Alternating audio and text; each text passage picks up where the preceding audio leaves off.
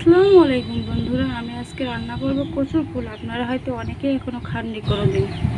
আমি এটা প্রথমে একটু ভাবিয়ে নেব।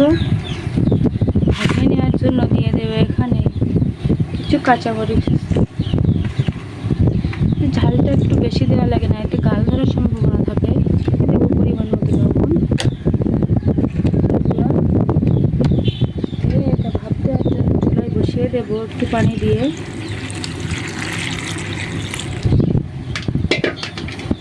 এটা এখন ঢাকা দিয়ে সিদ্ধ করে নেব। কচুর ফুলটা সিদ্ধ হয়ে গিয়েছে, এখন একটু জাল করে শুকনো শুকনো করে নেব। শুকনো শুকনো হয়ে যাওয়া পর্যন্ত আমরা অপেক্ষা করব। শুকনো শুকনো হয়ে গিয়েছে, এখন চুলায় থেকে নামিয়ে নেব। এখন চুলাইতে একটা কড়াই দিয়ে কড়াইতে একটু তেল দিয়ে দেব। তারপরে দিয়ে দেব কুচিয়ে রাখা পেঁয়াজ ও রসুন।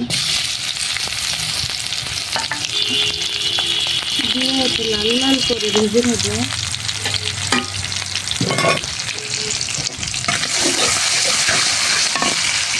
ভালোভাবে লাল লাল করে ভেজে নেব।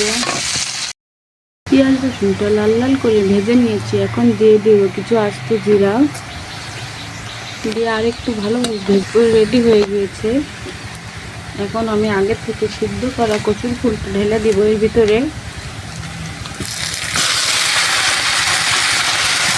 এটা ভালোভাবে নাড়াচাড়া করে একসাথে মিক্স করে নেব।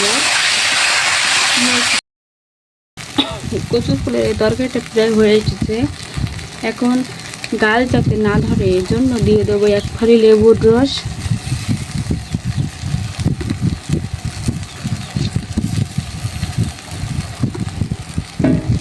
লেবুর রস দিয়ে আর একটু নাড়াচাড়া করে কিছুক্ষণ জাল দিয়ে মিক্স করে নেব।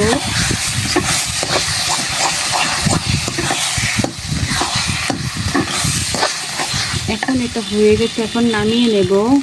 দেখো আমার কচুর ফুলটা হয়ে গিয়েছে, এটা নামিয়ে নিয়েছি। এর ফাইনাল লুকেই তোমরা কেউ কখনো খেয়েছো কিনা কমেন্টে জানাবে। কিন্তু এটা কিন্তু মসুরের ডাল দিয়েও রান্না করা যায়। সেই রেসিপিটা আমি তোমাদের সাথে অন্যদিন শেয়ার করব।